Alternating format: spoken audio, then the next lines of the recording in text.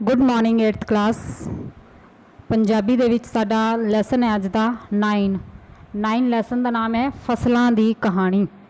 तो फसलों की कहानी, फसलां किस तरह उगणियां शुरू होईयां, फसल नूं उगाउण लई सब तो पहला बीज की जरूरत पैंदी है। तो बीज किस तरह बनिया, बीज तो बाद फिर लोग किस तरह वधे ते लोकां दे वधण नाल किस तरह पिंड ते शहर बने, ये सारा असी अज इस लैसन के सार दे विच पढ़ांगे।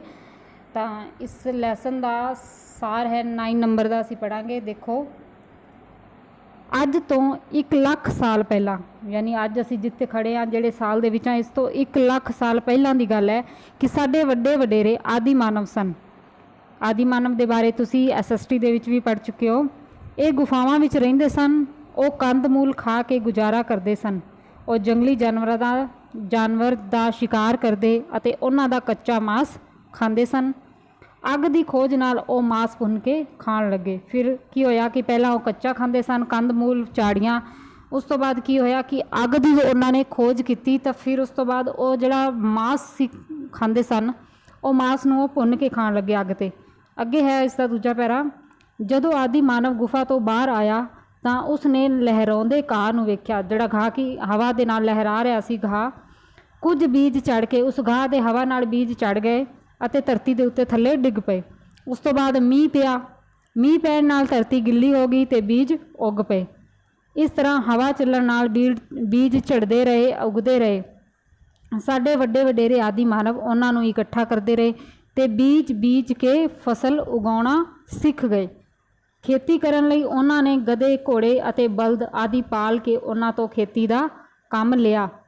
उन्हां ने जंगल साफ करके हल वाया, बीज बीजे, फसल तैयार की अते अनाज दे भंडार भरे। लोकी नदियां दे किनारे इकट्ठे रहन लग पे, हौली हौली पिंड बन गए। इस तरह की होया कि जिस तरह आदि मानव ने हौली हौली बीज बनाना शुरू कर दिता, फिर बीज तो फसल उगाई, फसल उगा के खेती शुरू कर दी। तो खेती शुरू करन नाल लोकां ने हौली हौली की कीता कि इकट्ठे रहन लग गए, इकट्ठे खेती शुरू की। जदों सारे इकट्ठे रहन लग गए तो वो नगर बन गया, पिंड बन गया।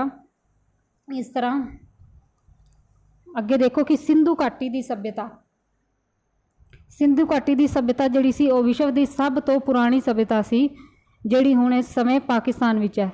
इस घाटी के लोगों ने जौ, कणक, कपाह, तिल, मटर अते मसर की खेती की।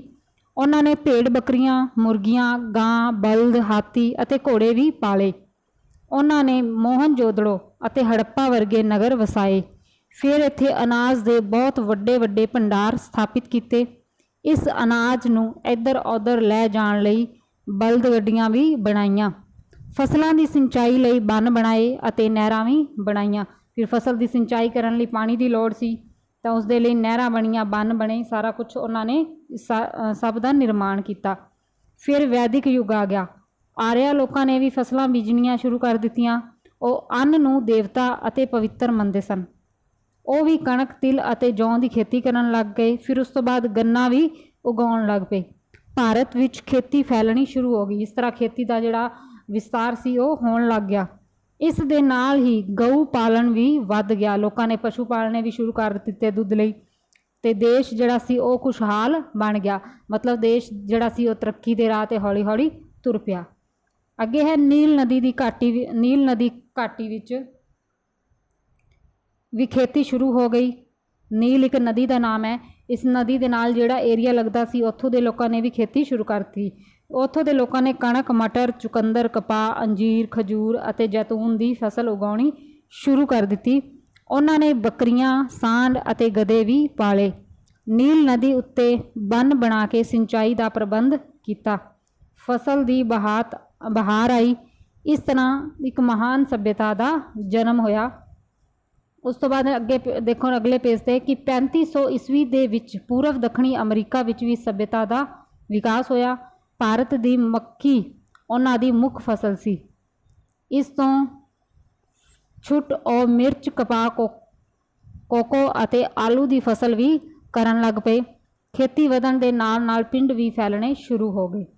तो इस तरह की सी आदि मानव ने, तुसी पढ़िया कि किस तरह पहला बीज बनाए, फिर बीजां नूं इकट्ठा किया, फिर उन्होंने फसल ਉਹਦੇ ਤੋਂ ਉਗਾਉਣੀ ਸ਼ੁਰੂ ਕਰ ਦਿੱਤੀ ਤਾਂ ਹੌਲੀ ਹੌਲੀ ਲੋਕ ਵੱਧਦੇ ਗਏ, ਲੋਕ ਇਕੱਠੇ ਰਹਿਣ ਲੱਗ ਗਏ ਤਾਂ ਪਿੰਡ ਬਣ ਗਏ, ਨਗਰ ਬਣ ਗਏ ਅਤੇ ਇਸ ਤਰ੍ਹਾਂ ਹੀ ਫਿਰ ਉਹ ਪਸ਼ੂ ਵੀ ਪਾਲਣ ਲੱਗ ਗਏ। ਤਾਂ ਇਸ ਤਰ੍ਹਾਂ ਹੌਲੀ ਹੌਲੀ ਸਾਡੀ ਸੱਭਿਅਤਾ ਦਾ ਵਿਕਾਸ ਹੋਇਆ ਅਤੇ ਫਸਲਾਂ ਦੀ ਜਿਹੜੀ ਕਹਾਣੀ ਹੈ ਉਹ ਸ਼ੁਰੂ ਹੋਈ। ਅਤੇ ਇਹ ਸੀ ਤੁਹਾਡਾ ਲੈਸਨ ਨੰਬਰ 9। Thank you.